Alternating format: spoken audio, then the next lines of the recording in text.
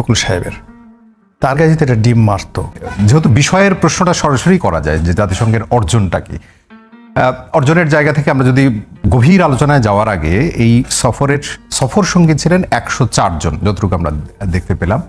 এবং এটি নিয়ে আমাদের প্রতিবারই আলোচনা হয় যে এতগুলো মানুষ নিয়ে যাওয়ার দরকার কি ছিল। আগের বার 57 জন ছিল, এবারে বেড়েছে। সেই উত্তর নানানভাবে বিশ্লেষকরা দিয়েছেন। টিসিবিও এটি নিয়ে কথা বলেছেন, টিআইবিও বলেছেন যে এটির আসলে কারণটা কি বা এখান থেকে প্রাপ্তির জায়গাটা কি। তবে আমাদের প্রেস উইং থেকে একটা ভালো কথা বলেছে যে এবারের অন্যান্য বারের তুলনায় তুলনামূলকভাবে ছোট এবং উদ্যমী, কর্মক্ষম এবং ফলাফল কেন্দ্রিক টিম এবার গিয়েছে। খুব পরিষ্কার তারা বলেছেন। মানে আপনি কি ফলাফল দেখলেন, কতটা উদ্যম দেখতে পেয়েছেন আপনি যদি বলেন? আমি একমত, মানে প্রেস উইং যেটা বলেছে একমত। প্রেস উইংস থেকে 5 জন গিয়েছেন, সবাই দক্ষ, যোগ্য, অভিজ্ঞ, যেটিকে আমরা বলতে পারি যে প্রেস এবং মিডিয়ার জগতে বাপের বেটা বলতে যা বোঝায়, ওটা তাদের মধ্যে ছিল হ্যাডম। এর কারণ হলো ওখানে এক সাংবাদিক বোধহয় কি প্রশ্ন করছিলেন, তো ওই প্রেস উইংসের কর্তারা তাদের প্রশ্ন পছন্দ হয়নি, তারা রাগ করে সেখান থেকে চলে গেছেন। তো এইরকম যে শক্তিমত্তা, এরকম যে হ্যাডম, আমি আসলে অতীতে শেখ হাসিনার জামানাতে তার প্রেস টিমের কাউকেই দেখিনি। এগুলো সব আগে বিড়ালের মতো মিন করতো, আর এখন যারা আছে সবাই রয়্যাল বেঙ্গল টাইগার। কথা বলছে তো বাঘের মতো, এমন হুঙ্কার দিয়ে কথা বলছে আপনাকে ভয় পেতেই হবে, কোনো ভয় নেই। এইগুলো তার বড় অর্জন। দ্বিতীয় অর্জন হলো যে 104 জন লোক নিয়ে গেছেন, 18 কোটি মানুষ। আমাদের দেশে এই পৃথিবীর মধ্যে অল্প কয়েকটা দেশ যারা নোবেল পুরস্কার পেয়েছে, যাদের লোক রাষ্ট্র ক্ষমতার শীর্ষে পৌঁছেছে। মায়ানমারের অং সান সূচি আর আমাদের বাংলাদেশের ডক্টর মোহাম্মদ ইউনূস। এত বড় একজন মানুষ 104 জন লোক নিয়ে গেছেন। তো শেখ হাসিনা ধরেন 15 বছর অনেকবার চেষ্টা করেছেন নোবেল পুরস্কারের জন্য, পান নাই। তো তিনি যদি 300 লোক নিয়ে যেতে পারেন, তো সেক্ষেত্রে ডক্টর মোহাম্মদ ইউনূস তো 3000 লোক নিয়ে যাওয়া উচিত ছিল। তো 3000 লোকের পরিবর্তে তিনি যে 104 জন লোক নিয়ে গেছে, সারা বাংলাদেশের লোকজন তো শুকরিয়া আদায় করা উচিত। তিনি 3000 লোক নিয়ে গেলে আপনি আমি কি করতে পারতাম? আমাদের ওনাদের একটা স্পর্শ করা তো দূরের কথা, ফু দেওয়ার সামর্থ্য আমাদের আছে বলেন? কিছু ছিল না। তা আমাদের উপর তো তিনি এহসান করেছেন, দয়া করেছেন যে উনি এই 104 জন লোক নিয়ে গেছেন। থার্ডলি হলো এবার রাজনৈতিক দলের যারা লোকজন আছেন তাদেরকে নিয়ে গেছেন, এটা ব্যতিক্রম একটা ঘটনা। যদিও আমাদের দেশে তো নিন্দুক লোকের সংখ্যা বেশি, সমালোচনা করে বেশি। সমালোচকরা বলছে এদেরকে বডিগার্ড হিসেবে নেওয়া হয়েছে, এদেরকে শিল্ড হিসেবে, ঢাল হিসেবে নেওয়া হয়েছে, যাতে যত আক্রমণ এদের উপর হয় এবং ডক্টর মোহাম্মদ ইউনূস নিরাপদ থাকেন। তো এটা তো আমি বললাম যে ঠিকই আছে। আমাদের রাজনৈতিক দলগুলো আগামীতে উনি একটা সুন্দর নির্বাচন দেবেন, সেই নির্বাচন দিয়ে ক্ষমতায় বিএনপি আসবে, জামাত আসবে, এনসিপি আসবে। তো তাদের জন্য ডক্টর ইউনূস কেন ডিম খাবেন? এটা তো হয় না। তো কাজেই উনি এখন যা কিছু করছেন একটা সুন্দর নির্বাচন করে ভবিষ্যতে যারা ক্ষমতায় যাবেন তাদের জন্য একটা রাস্তা ক্লিয়ার করছেন। ফলে সেই রাস্তায় হাঁটার পথে যদি কোনো বাধা বিঘ্ন আসে, সেটা তো রাজনীতিবিদদেরও সেই দায়িত্ব নিতে হবে। এবং সেইটা সেই রাজনীতিবিদদেরও সমানভাবে একই হেনস্থার কথাও যদি আপনি না, এটা ডিমের কথাটা বললেন দেখে আমি বলছি, সমান শতাংশে কিন্তু সবাই খায়নি। মানে বলছে যে বিএনপির এখানে যোগসাজশ ছিল, যে তাদের নেতারা যেতে পারলো, জামাতে ইসলামের নেতারাও যেতে। এখন আপনি চিন্তা করেন যে প্রায় 80 বছর বয়স হলো মির্জা ফখরুল সাহেবের, তার কাছে এটা ডিম মারতো। এই জিনিসটা তো দেখতে ভালো লাগতো না, এটা ক্রেজ তৈরি করতো না। সমস্ত মানুষ যারা ডিম মেরেছে তাদেরকে নিন্দা জানাতো। কাজে এই জিনিসগুলো যারা ডিম মেরেছে তারা তো ইন্টেলেকচুয়ালি আক্তারকে মনে করেছে যে শক্তিশালী, তাকে মারলে ওর কোনো ক্ষতি হবে না, অন্য কাউকে সেটা মারেনি। ফলে এখানে আসলে সব কিছু ম্যাটিকুলাসলি হয়েছে, এভরিথিং ম্যাটিকুলাসলি হয়েছে।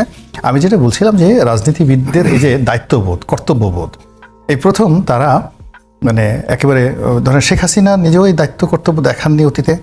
আবার যদি তিনি দেখাতে চাইতেন, বিএনপির লোকদেরকে নিতে চাইতেন, আমি শিওর বিএনপির মির্জা ফখরুল সাহেবকে যদি শেখ হাসিনা দাওয়াত করতেন, কেয়ামত হয়ে যেত, উনি যেতেন না। জামাতের লোকও যেতেন না শেখ হাসিনার সঙ্গে। যদি দাওয়াত দিতেন, বলতেন যে আমরা ঘৃণা ভরে প্রত্যাখ্যান করলাম, এই ফ্যাসিস্ট শেখ হাসিনার সঙ্গে আমরা জাতিসংঘের অধিবেশনে যাব না। তো সেটা 180 ডিগ্রি অ্যাঙ্গেলে এসে ডক্টর মোহাম্মদ ইউনূসের জমানাতে একটা নতুন সূর্য উঠেছে। সেই সূর্যের প্রভাব, সেটাও তো একটা অর্জন। ও মাই গড, বিশাল অর্জন। কিয়ামত পর্যন্ত এই অর্জন বাংলাদেশে দ্বিতীয়বার হবে কিনা সন্দেহ। এটা ডক্টর ইউনূসের ম্যাজিক।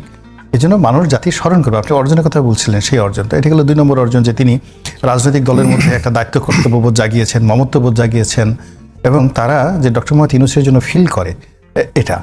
এরপরে হলো যে একটি সরকার চালাচ্ছে, আর সমস্ত রাজনৈতিক দলগুলো তার মধ্যে বেছে বেছে 3টি রাজনৈতিক দলকে তিনি সিলেক্ট করলেন, আর বাকি ধরেন 100-150 রাজনৈতিক দল এখনো আছে, তারা সব চুপ হয়ে গেল, কেউ কোনো একটু শব্দ করলো না।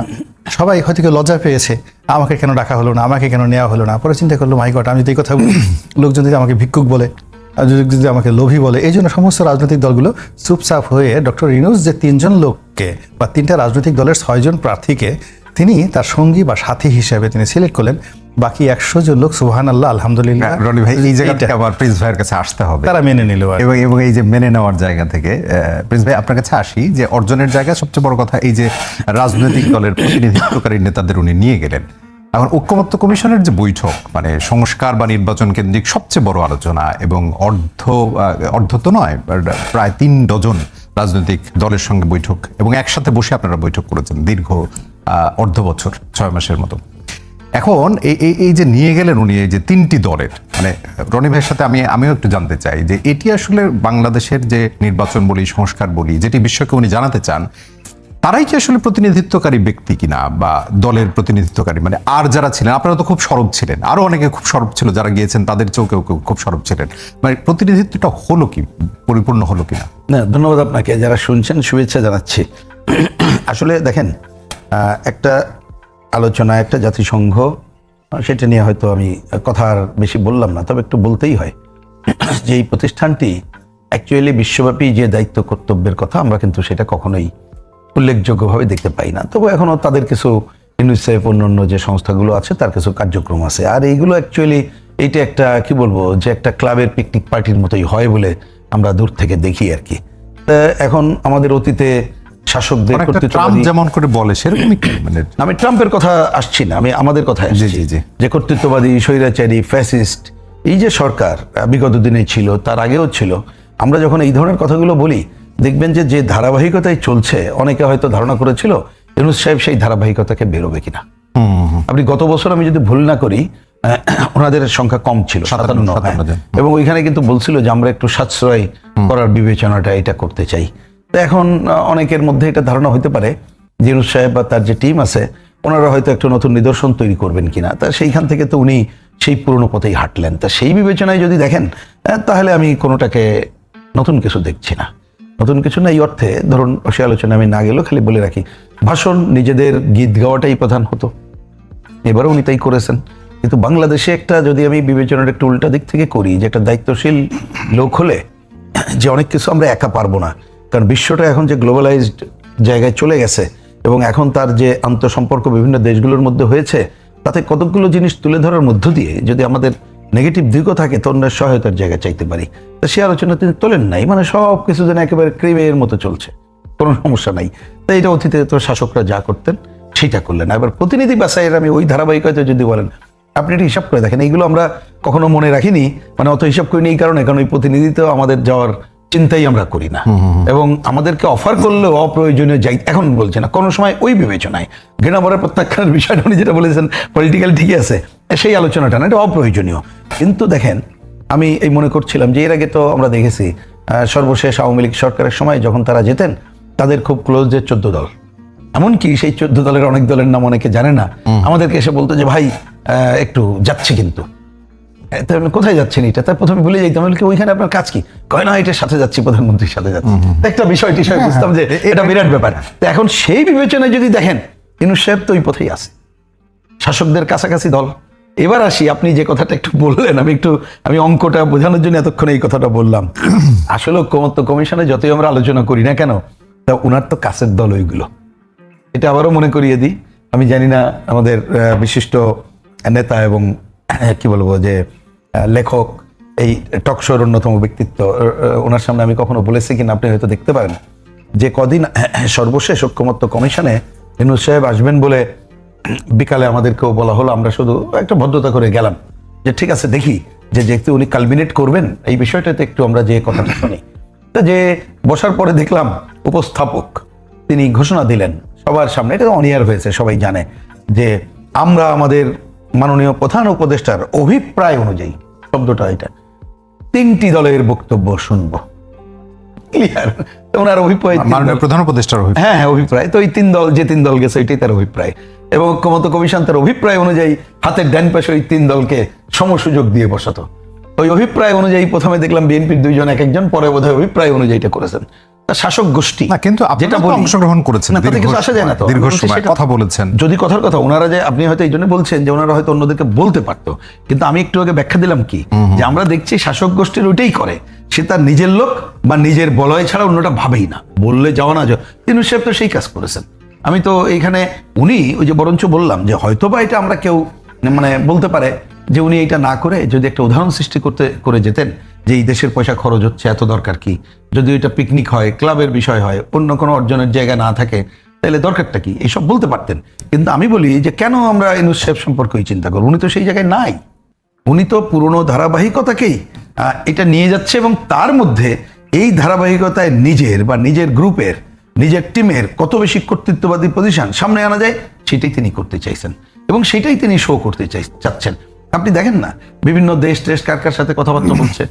নির্বাচন আমি কালকে শুনলাম, অত দেখার সুযোগ হয়নি, আমাকে একজন বললেন এই টেলিভিশন আলোচনায় যে কেন উনি ফেব্রুয়ারি বললেন, তো বলে যে না, ট্রাম্প সাহেব নাকি ওনাকে জিজ্ঞেস করছে নির্বাচন হবে কিনা, যদি আমি ভালো করে এই খবরটা দেখতে পারিনি। ঠিক আছে, যদি কেউ জিজ্ঞেস করে থাকে, উনি যদি বলে তাহলে তো আর না বলা যাবে না। কিন্তু আমি বলছিলাম যে ওইখানে যে ওনার নির্বাচনে না বলে বাংলাদেশে উনি এমনভাবে কাজটা শুরু করুক, নির্বাচন কমিশন করুক, মানুষের মনে উদয় হবে, আরে এ তো নির্বাচন হচ্ছে, যে সংশয় ছিল কোনো সংশয় টংশয় নাই রে ভাই, চল যাই, কাজ শুরু হয়ে গেছে। সুতরাং ওই কথা দিয়ে কোনো কাজ ওনার হবে না। আর আমি দেখি ওই যে টিমটা ওইভাবে উনি বাছাই করেছেন, এবং সেটা গোলাম মোল্লা রনি অন্য একটা যে কথাটা বললেন, ওনার কথা শোনার পরে আমার মাথায় তখনই প্রশ্নটা এসেছে, তার আগে আসে নাই, যে আগামী দিনে যদি এরাই সামনে থাকে, তো উনি জানি না যে তাদের একটু ট্রেনিং দিচ্ছেন কিনা, যে ভাই ঝুট ঝামেলা ভালো মন্দ যা আসবে তোমাদেরই তো ফেস করতে হবে।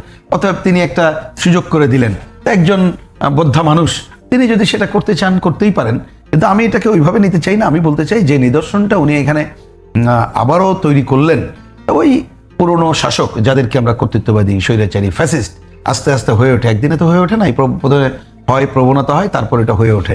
তো উনি তো সেই ধারাকেই লালন পালন করলেন, সেই কাজটাই করলেন, এর থেকে নতুন কিছু আমি জনাব গোলাম মোল্লা রনি, আর আরেকটু আলোচনা আমরা এগিয়ে নেই, যে পুরাতন যে ট্র্যাডিশন যেরকম ছিল তার বাইরে আসলে উনি কিছু দেখতে পেলেন না। ওনার কাছের যে সমস্ত দলের কথা উনি বলেছেন, যে সেই দলগুলো আসলে খুব কাছাকাছি আছে বলে আপনার মনে হয়? ধরেন বিএনপির কথা যদি বলি, জামাতে ইসলামী এখন এই দীর্ঘ আলোচনার জুলাই সনদ যেটি প্রণয়ন হয়ে বাস্তবায়নের পথে আটকে গেল, এবং সেটি নিয়ে মাঠের রাজনীতিও শুরু হলো, সমাবেশ চলছে জামাতে ইসলামী, মানে আপনি মনে করেন যে এগুলোও কি আসলে কোনো ডিজাইন না এর মধ্যে, যে সংঘাতের জায়গাটা, মানে সংঘাত মানে নির্বাচন নিয়ে যে সংশয়, সেটি কি আসলে মাঠে এখন যেটি চলছে আর এই যে যাওয়া, এর মধ্যে কোনো ডিফারেন্স দেখেন কিনা আপনি? প্রথমত হলো যে একটার সঙ্গে আরেকটার সংযোগ নেই, শর্ট সার্কিটও হচ্ছে না। মানে ডক্টর মোহাম্মদ ইউনূস, রাজনৈতিক দল, ইলেকশন কমিশন, জনগণ, তো এই যে সবার মধ্যে একটা ইন্টার কানেক্টিভিটি থাকবে। তো এখন বর্তমান যে সমস্যা হয়ে গেছে যে কারোর সঙ্গে কারো ইন্টার কানেক্টিভিটি নেই, একে অপরের মধ্যে যে বিদ্যুৎ সঞ্চালনটা হবে ওইরকম কোনো সঞ্চালন লাইনটা নেই। ফলে সবাই যার যার জায়গা থেকে লম্ফজম্প করছেন, কথাবার্তা বলছেন, এবং ওই জায়গাতেই সবকিছু সীমাবদ্ধ থাকছে। যমুনাতে অনেক কথা হচ্ছে, কিন্তু যমুনার কোনো কথার প্রভাব ক্যান্টনমেন্টে যাচ্ছে না। আবার বঙ্গভবন নামে আমাদের একটা সর্বোচ্চ প্রতিষ্ঠান রয়েছে, সেখানে যা কিছু হচ্ছে ওইটার কোনো প্রভাব যমুনাতে যাচ্ছে না। বিএনপির অফিসে কি হচ্ছে ওটা নিয়ে জামাতের কোনো মাথা ব্যথা নেই। জামাত কি করছে ওটা বিএনপি কল্পনাও করতে পারছে না, তাদের ওই ডিকশনারির মধ্যে ঢুকছে না। জামাত ওটাকে তারা আরবিতে করছে না, ফার্সিতে করছে না, উর্দুতে করছে, দে ক্যানট থিঙ্ক। তারা ওইটা আল্লাহর উপর ছেড়ে দিয়েছে, জামাতকে আল্লাহর উপর ছেড়ে দিয়েছে, ওরা যা করে তাই। এরপরে রেজাল্ট আউট হওয়ার পরে সেটা ডাকসুতে রেজাল্ট আউট হওয়ার পরে তারা হায় আল্লাহ কি হলো, এটা কি অবস্থা, এরকম একটা অবস্থা চলছে। তো কাজেই যেহেতু কোনো একটা জিনিসের মধ্যে সংযোগ নেই, ধরুন আপনার ভেড়ামারাতে একটা বিদ্যুৎ কেন্দ্র আছে, তারপরে অন্য 10 জায়গাতে 10টা, কাপ্তাইতে বিদ্যুৎ কেন্দ্র আছে, বা এই যে রূপপুর পারমাণবিক বিদ্যুৎ কেন্দ্র আছে, সেখানে বিদ্যুৎ উৎপন্ন হচ্ছে ঠিকই, কিন্তু সঞ্চালন লাইন না থাকার কারণে আপনি বিদ্যুৎ পাচ্ছেন না। এখন আমরা ট্যাক্স দিচ্ছি, পেমেন্ট করছি, বিদেশ থেকে ঋণ নিচ্ছি, ঋণ পরিশোধ করছি, সব কাজগুলি হচ্ছে, এবং জনগণের উপর যে দায়, সেই দায়টা ক্রমশ চাপছে, বাড়ছে, ঋণের সংখ্যা বেড়ে যাচ্ছে। এই সরকার যখন আসছে, মানে তার সাথে অন্ততপক্ষে 10 থেকে 12 বিলিয়ন ডলার অতিরিক্ত আমরা ঋণগ্রস্ত হয়ে পড়েছে এই সময়ের মধ্যে। আমাদের ব্যাংকিং সেক্টরে দেখা গেল যে খেলাফি ঋণের সংখ্যা শেখ হাসিনা যখন গিয়েছে 2 লক্ষ কোটি টাকার মতো ছিল, এখন 5,30,000 কোটি টাকা এই 1 বছরে।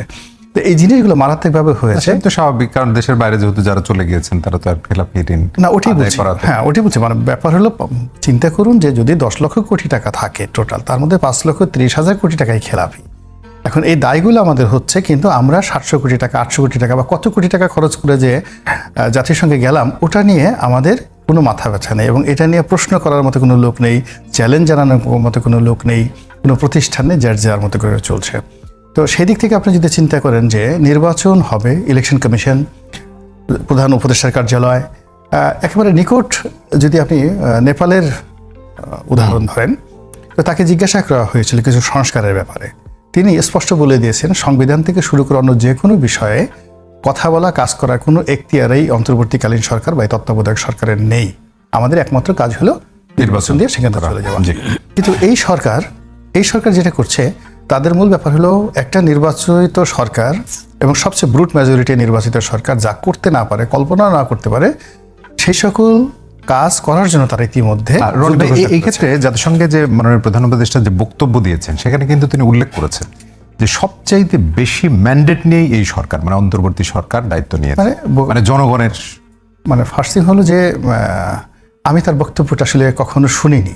মানে উনি আসার পরে উনি কিন্তু উল্লেখ করেছেন। আমি বলি, সবচেয়ে আশ্চর্য, আপনি শুনেছেন, আপনি যেহেতু মিডিয়াতে আছেন, আপনার এই টকশো চালাতে হবে। আমি একজন সাধারণ নাগরিক হিসেবে, রাজনৈতিক বিশ্লেষক হিসেবে, তারপরে শেষে একজন লেখক হিসেবে আমার যতগুলো পরিচয় আছে, উনি ক্ষমতা আসার পরে ওনার একটি ভাষণ আমি 30 সেকেন্ড শুনিনি। এই কারণ হলো উনি কি বলবেন এটা আমি জানি, আর ওনার সেই ভাষণের 2 পয়সার গুরুত্ব নেই। যেভাবে অতীতে যে ভাষণগুলো দিয়েছেন, যার গুরুত্ব এখন পর্যন্ত আমাদের সমাজে, উনি একটা কথা বলেছেন, কমিটমেন্ট দিয়েছেন, তারপরে শেষে একটা কমেন্ট করেছেন এবং সেটা ফলো করা হয়েছে, এবং তার প্রেক্ষিতে সরকারি কোনো সিদ্ধান্ত গ্রহণ করা হয়েছে অথবা সরকারি কোনো সিদ্ধান্ত রহিত করা হয়েছে, এরকম একটা সিঙ্গেল উদাহরণ নেই। কিন্তু উনি বিশ্ববাসীকে তো জানালেন নির্বাচন হবে ফেব্রুয়ারি। বিশ্বকে জানিয়ে লাভ কি? আমাদের দেশে ময়নার মা বিশ্বাস করছে। এই যে আমাদের দেশের লেদু গেদু ধলা, এবং এই যে জনাব মির্জা ফখরুল ইসলাম আলমগীর বিএনপি মহাসচিব, উনি বলেছেন যে নির্বাচন নিয়ে প্রধান উপদেষ্টা জাতিসংঘের যথেষ্ট শক্তিশালী ভাষণ দিয়ে। আপনি মির্জা ফখরুল সাহেবের, মানে উনি ডক্টর মোহাম্মদ ইউনূসের সঙ্গে গেছেন, উনি অবশ্যই ওনার যে বয়স 80 বছর বয়স, ওনার বয়স 86 বছর, কাজেই 80 বছরের লোক খুব ভালো করে জানে 86 বছর বয়সের কতটা শক্তি থাকতে পারে। কিন্তু আমাদের বাস্তবতা হলো যে, এবং নির্বাচন নিয়ে কোনো সংশয় নেই, নিশ্চিত যে ফেব্রুয়ারিতে হচ্ছে।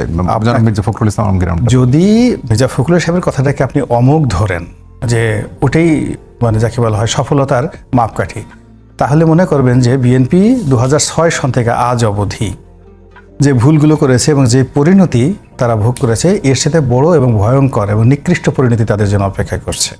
এর কারণ হলো এই ধরনের কথাবার্তা আওয়ামী লীগ জমানাতে বলা হয়েছে, 2018-তে বলা হয়েছে, 14 থেকে এখন পর্যন্ত এই কালকে আন্দোলন করব, কালকে ওইটা করব, আমরা বিশ্বাস করি, আমরা শান্তিপূর্ণ, মানে গান্ধীবাদী যে জিনিসগুলো। শুনুন, রাজনীতিতে আসলে হাতে পায়ে ধরে কোনো কিছু হয় না, এখানে সব কিছুই আপনাকে অর্জন করতে হয়। এখানে ডক্টর মোহাম্মদ ইউনূস থেকে শুরু করে বিএনপি এবং জামাত, এই 3টি বৃহৎ দল, কিংবা এই যাকে বলা হয় এনসিপি, আপনি তাদেরকে যার যার ধর্মগ্রন্থ নিয়ে আসেন, ত্রিপিটক, বাইবেল, পবিত্র কোরআন, তার হাত দিয়ে বলুক যে 4 তারিখ পর্যন্ত তারা কেউ কল্পনা করেছে যে আগামীতে যে এখন তারা যে ভোগ করেছে এই অবস্থায় তারা আসবে?